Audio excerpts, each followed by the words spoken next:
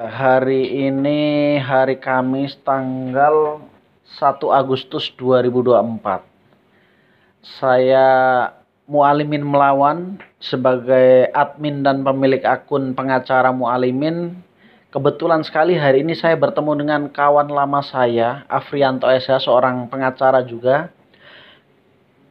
Kalau sama dia itu kadang saya sedih ya, karena teringat dengan suatu kasus di daerah mana bro waktu itu bro? Daerah Bogor, Sentul. Daerah Bogor Sentul ya, karena beliau ini dulu punya klien yang mengajak saya itu situasinya agak miris lah gitu. Inisialnya M, bapak-bapak ini.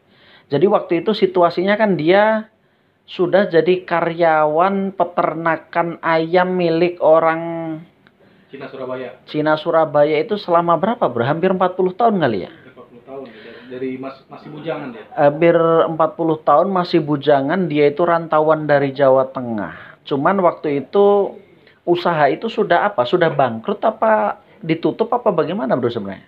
Sudah, kalau bilang sudah bangkrut karena posisinya kan ternak ayam itu nggak kuat beli ini ya apa pupuknya ya atau pakannya lah kan. Pakannya naik terus. Gitu. Akhirnya usaha itu ditutup. Pak M ini sudah 40 tahun jadi karyawan itu tinggal di kayak wilayah itu jadi kayak semacam kebun-kebun begitu ya, di antara Kandang-kandang ayam kandang itu ada mes tempat tinggal gitu. Cuman waktu itu dia sudah 2 tahun dia nggak ini ya, udah nggak kerja ngurusi ayam karena sudah dijual. Cuman dia belum dapat semacam kompensasi gitu ya. Iya, dia udah nggak digaji lah. Udah nggak digaji, tinggal di kayak rumah bedeng itu di tengah-tengah kebun yang nggak punya tetangga. Di sisi lain dia punya asuransi ya dulu ya. Punya tabungan, jadi sebenarnya dia punya tabungan tuh selama kerja di situ, dan tabungannya itu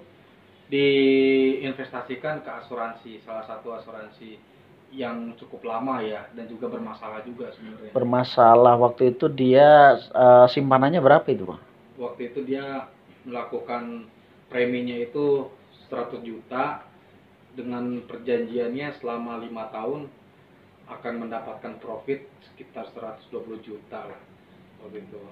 Cuman ternyata pas hari H dia klaim asuransinya bermasalah bro. Bermasalah, dan itu sudah berbulan-bulan bertahun-tahun ditagih itu nggak cair-cair ya. Akhirnya dia minta bantuan kita begitu ya. Cuman kan posisinya dia juga sedang nganggur, jadi kita sebagai pengacara juga kan sebenarnya ini ya, bicara profesionalitas dan bicara ini profesi. Tapi di sisi lain kita mau minta fee juga menjadi berat gitu. Makanya waktu itu kan banyak contoh advokat atau pengacara itu kalau di publik kan dikenal sebagai profesi yang mentereng, yang gajinya gede, yang bermewah-mewahan, yang suka glamor, dan tapi ada benarnya juga, tapi tidak semua gitu, wahai netizen yang budiman gitu. Di balik semua gemerlap profesi advokat itu sebenarnya ada juga advokat-advokat yang hatinya masih bisa terketuk atas permasalahan orang lain, dan itu kita buktikan sendiri karena waktu itu kita itu hampir tidak minta ini ya, nggak minta pembayaran karena kita juga nggak tega, karena di sisi lain ya kasihan gitu dia bersama puasa loh. Iya, posisinya puasa, dia hidup di seperti tengah hutan di pedalaman Bogor. Dia sudah nggak kerja dan tiap hari hanya mengandalkan tanaman-tanaman yang bisa ditanam di mesnya yang sudah nggak punya tetangga karena karyawan yang lain udah pada pulang kampung, sedangkan dia hampir 40 tahun itu sudah di situ, jadi nggak ngerti mau pindah kerja seperti apa itu karena udah tua juga kan. Akhirnya kita waktu itu dibayar apa bro? Telur rebus ayam. Nah, kebetulan ada beberapa puluh ayam yang masih ada dipiara secara mandiri, itu ada telurnya. Jadi kita nggak dibayar uang tapi dikasih telur rebus sekilo waktu. Sama pisang ya? Sama pisang 1 atau 2 sisir waktu itu, lupa berapa tahun yang lalu. Jadi ya kita makan aja waktu itu pisangnya gitu, karena kalau kita minta uang kan nggak punya juga orangnya, nggak tega juga gitu. Di sisi lain kita berharap itu cair, ternyata perusahaan asuransi, sebutin aja ya, namanya perusahaan asuransi Bumi Putra. Bumi Putra itu. Jadi memang Bumi Putra ini harus tahu ternyata nasabahnya atau nasabahnya pemegang polis ini gak semuanya orang mampu. Cobalah lihat ini Pak Musen yang punya tabungan cuma sedikit 100 juta, dia mengharapkan ini nanti ada investasi dia, uang ini bisa dipakai untuk hari tua, tapi ternyata uangnya sampai sekarang ini nggak cair nih. Pak M ya, Pak Musen lah kita sebutin aja lah, nggak apa-apa dah. Biar denger ini asuransi Bumi Putra nih, cairin dia, kasihan sampai sekarang nih belum cair dia nih. Emang bermasalah kan dia tuh, asuransi itu tuh. Ya makanya apa ya, ini suka duka seorang advokat dalam membela hak orang kecil lah. Tapi memang yang semacam ini tuh membekas gitu. Kita tuh merasa kayak ikut bersolidaritas, ikut prihatin dan kasihan gitu. Kok masih ada gitu orang yang sebelum investasi atau menanamkan uangnya itu dibujuk rayu, tapi setelah nabung investasi udah bayar sekian tahun, nah giliran mencairkan susah sekali gitu loh. Susah banget. Itu kan sebenarnya dolim juga kan kalau begitu tuh. Kasihan, dan juga memang banyak banget sih korban dari asuransi ini ya. Gitu. Nah, memang kita ini harus dilihat dari situasi sekarang, harus pandai-pandai lah melihat peluang apakah benar ini bakal cair bagi dalam situasi asuransi atau misalnya investasi sesuatu yang belum nampak nih hasilnya nih, gitu kan, dengan nilai yang besar. Kita harus pikir-pikir lah, karena mau gimana pun ya netizen, upaya hukum itu ada biaya loh. Kita nggak usah dipikirkan lah jasa kita kan, gitu kan, untuk memperjuangkannya misalnya kan kita harus gugatan aja berbayar kan ke pengadilan, berapa bayar pendaftarannya. Jadi kalau nggak punya kemampuan, ya mau gimana diperjuangkannya. Dulu kan kita non litigasi jadinya kan, bersurat segala macam, tapi memang direspon sih, cuman hanya jawabannya menunggu, dan nggak ada kepastian hukum karena kita nggak melakukan hukum litigasi ke pengadilan, gitu. Ya, kita berharap orang-orang semacam itu tetap bisa bertahan, bersabar sambil menunggu datangnya keadilan begitu ya. Karena memang situasinya serba terbatas dan apa yang kita hadapi ini kadang juga tidak kita tahu ya seberapa mau dia untuk menyelesaikan ini secara cepat dan bertanggung jawab gitu. Ya inilah Indonesia itu nggak tahu ya kenapa banyak sekali masalahnya ya. Makanya sampai sekarang saya itu untuk berasuransi itu males gitu loh.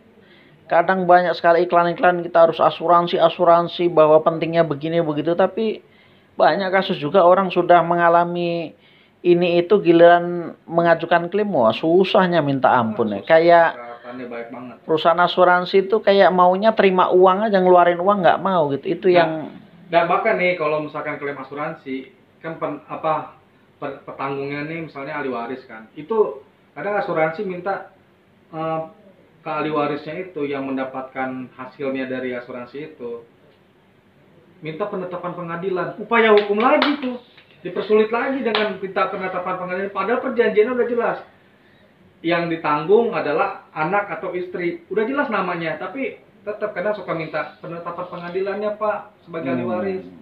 Kita pernah punya pengalaman kayak gitu, jadi hati-hati deh. Ya itulah, kita sebenarnya ini kayak begini kan video untuk edukasi dan peringatan kepada publik. Apa-apa tuh harus hati-hati, jangan mudah percaya.